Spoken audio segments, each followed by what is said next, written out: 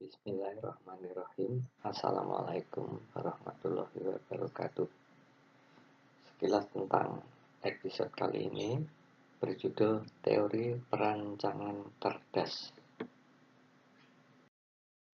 Teori perancangan cerdas atau Intelligent Design Theory merupakan pengetahuan yang berada di ranah ilmu alam atau natural science. Ini terkait dengan pembuktian ilmiah mengenai adanya suatu perancangan di balik keberadaan sebuah objek alam. Objeknya bisa dalam bentuk biologi maupun non-biologi. Nah, teori perancangan cerdas ini mempelajari informasi, ya. Sekali lagi mempelajari informasi atau tanda-tanda perancangan atau sign of design, ya, pada sebuah objek. Dengan demikian, objek alam, ya, termasuk dalam hal ini makhluk hidup, pada dasarnya mengandung unsur atau mengandung jejak kreasi kecerdasan tertentu gitu. Nah, teori perancangan cerdas ini lebih bernuansa ilahiyah gitu dibanding dengan teori evolusi yang cenderung sekuler. Nah, meskipun bergerak di ranah yang kurang lebih sama. Meskipun begitu, teori perancangan cerdas ini berada dalam koridor ilmu alam, ya, natural science, ya, bukan ilmu agama. Disiplin ilmu, ya, yang mendukung teori perancangan cerdas adalah biologi, ya, khususnya biokimia dan biologi molekuler. Kemudian matematika komputasi, ya, ini dekat dengan statistik.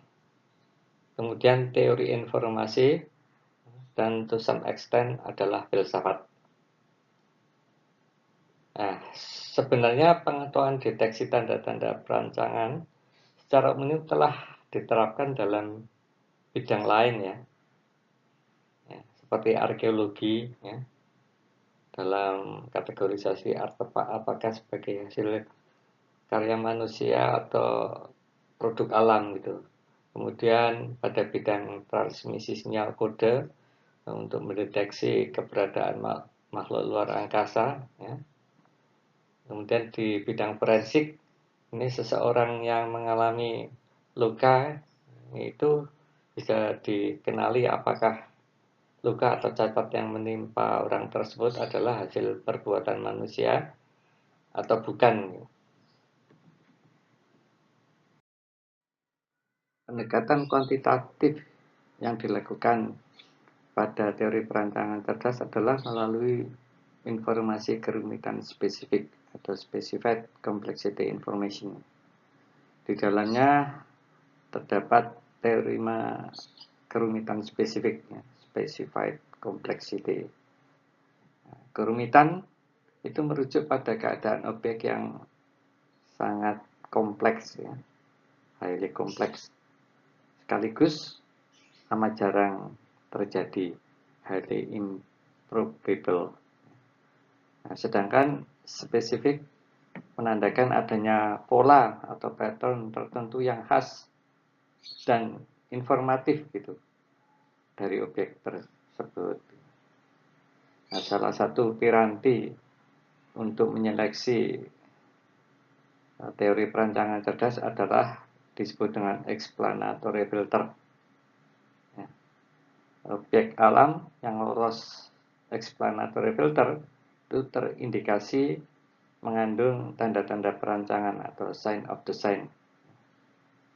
Nah, ini biasanya kemudian dipakai untuk menyanggah teori evolusi gitu. Namun dalam konteks ini penulis tidak menjelaskan mengenai perdebatan kedua teori ini. Ini hanya khusus untuk teori perancangan cerdas. Sebagai objek dari teori perancangan cerdas di sini adalah bakteri E. coli atau Escherichia coli. Ini bakteri ini sangat kecil ya, ukurannya mikron per 1000 mm, yang biasanya menyebabkan perut kita itu mules. Nah, ini bakteri ini mempunyai semacam ekor disebut dengan flagela, di mana flagela itu menancap pada tubuhnya. Itu ternyata setelah diteliti, itu bentuknya itu semacam apa ya, mesin yang biasanya dibuat oleh manusia. Di situ ada rotor, stator, ya. Nah, di mana itu kemudian flagelanya itu bisa berputar ya, dengan putaran yang sangat tinggi yang digunakan untuk mengarahkan bakteri tersebut untuk menuju makanannya. Nah, sekali lagi ya, konstruksi ya dan perputaran flagela itu begitu mekanisnya hingga mirip dengan mesin hasil rekayasa manusia. Ini foto hitam putih.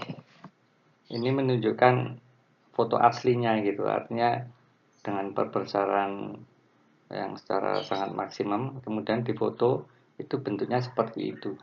Nah, kemudian gambar di bawahnya adalah berusaha untuk diamati dan digambar ya, untuk memperjelas bagaimana konstruksi ya, dari flagela yang menempel pada badan E. coli gitu. Nah, memang sangat mirip ya. Ini perputaran flagelanya itu bisa uh, sangat kencang itu hingga puluhan ribu RPM gitu ya. Nah, ini bagian filamen terdiri atas filamen dan tip di ujungnya ya. Kemudian bagian basal body ada ring A, rod ring P ya. Ada stator dan sebagainya, itu sangat sangat mirip dengan mesin yang dibuat oleh manusia gitu.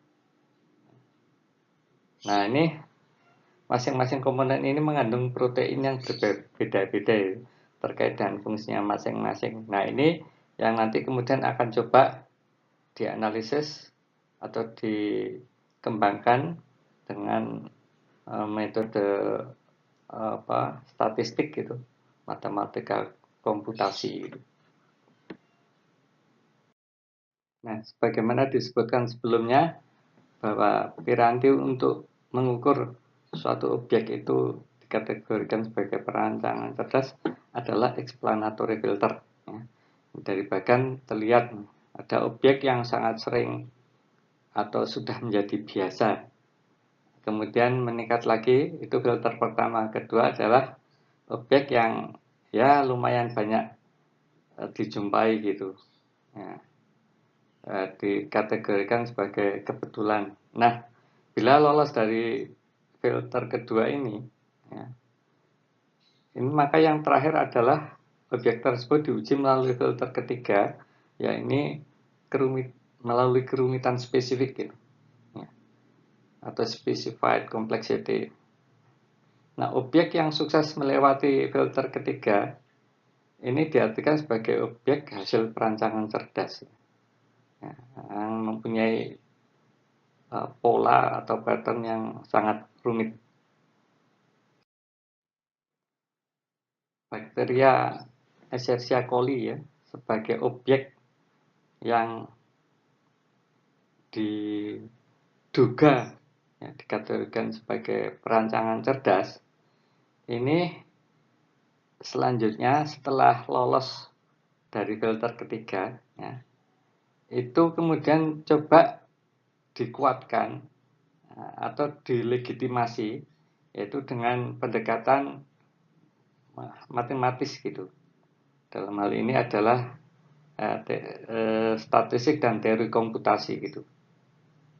Nah, basis pencarian model matematis ini merupakan turunan dari analisis yang dilakukan oleh William Dembski ya, melalui pendekatan statistik Fisherian gitu. Nah, ini memang sangat teknis gitu. Paling tidak pemirsa bisa melihat secara tidak terlalu detail, tapi kemudian dipahami apa yang dimaksud dengan analisis menggunakan pendekatan Fiserian. Nah, ini masih ya perhitungan lanjutan ya, yang sebenarnya juga sudah diringkas dari uraian yang lebih panjang. Tapi anyway, pemirsa tidak usah terlalu dipelajari secara mendetail kecuali bagi yang memang ingin nantinya. Jadi dilihat saja kelanjutannya. Gitu. Nah, ini lanjutannya ya, masih terkesan begitu teknis gitu. Tapi pada intinya Bapak ini itu mencoba suatu objek biologi, dalam hal ini Escherichia coli, ya, coba ditangiblekan atau diukur melalui pendekatan matematika komputasi gitu. Nah, sehingga akhirnya didapatkan persamaan sebagaimana terlihat dalam tayangan ini. Kemudian dari tiap-tiap komponen dari flagela tersebut ya, itu diteliti mengenai struktur proteinnya itu. Termasuk dalam hal ini adalah susunan basa ya, dalam DNA, dalam molekul DNA ya, seperti adenin, sitosin, guanin, dan tiamin. Nah, analisis dari tiap-tiap komponen pada flagela dari bakteri Escherichia coli ini ya, itu kemudian dikomputasi ya, dan dilihat konektivitasnya gitu, hubungan satu dengan lain gitu. Nah, ini yang kemudian sebagai tambahan dipergunakan oleh para ahli dari perancangan atau teori perancangan cerdas ini ya, untuk membidik ya, vis-a-vis melawan teori evolusi ya, yang mengatakan terkait dengan pola acak ya, pola yang tidak terstruktur. Nah, di sini terbukti bahwa polanya adalah terstruktur gitu, sangat rumit dan tapi terstruktur, sehingga ini disebut sebagai buah dari suatu perancangan ya, perancang yang menghasilkan suatu perancangan yang cerdas. Nah, kurang lebih seperti itu. Ini ada beberapa buku yang dipakai penulis untuk referensi beserta juga penulisnya. Dari sekian penulis ini secara personal penulis kenal dengan Michael Behe. Ini bapaknya yang bertopi ini, seorang yang humble. Saya mohon maaf kepada pemirsa ya, bahwa penjelasan dalam tayangan kali ini itu terasa sangat ringkas dan meloncat gitu ya. Ini semata-mata karena keterbatasan ruang dan waktu. Bagi pemirsa yang ingin mendalami lebih dalam bisa kontak email di bawah ini. Kurang lebihnya mohon maaf. Terima kasih. Wassalamualaikum warahmatullahi wabarakatuh.